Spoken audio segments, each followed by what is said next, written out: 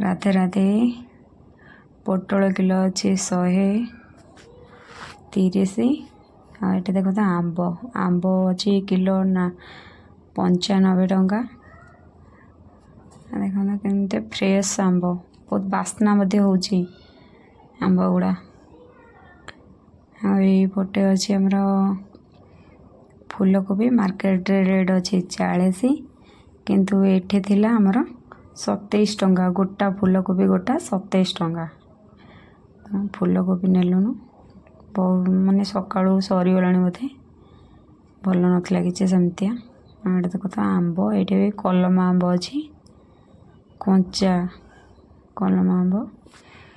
आटे गोटे नुआ जिनस देखे माने देखिया तो सी केंदु परिया लगुच केमी देखा जाए बड़ बड़ केंदु परिया ना गोटे गोटे एत बड़ बड़ देखा जाए। केबे भी ट्राई करनु एटा नुआ फल ता ना जानी मु। तार किलो थिला 250। एटा देखो केते भेराइटर मुड़ी मुड़ी देखो 4 प्रकार 4 प्रकार। एठी अच्छी गोटे तले अच्छे मुड़ी आटा अच्छी हुड़म ऊपर अच्छी मांडिया मुड़ी नुमा देखुचे मांडिया मुड़ी। एटा हूँ मांडिया मुड़ी मु देखुची सेटा कड़क अच्छी कि नहीं।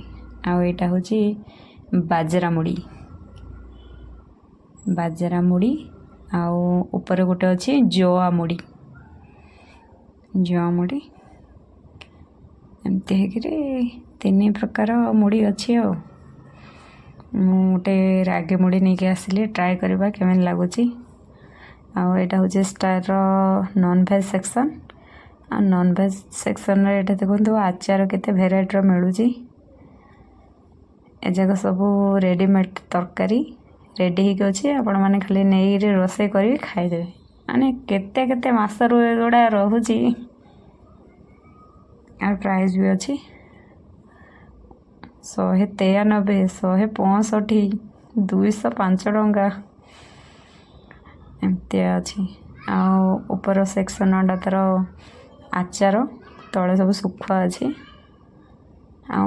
एठी ऊपर देखो सब आचार चिंगुड़ी आचार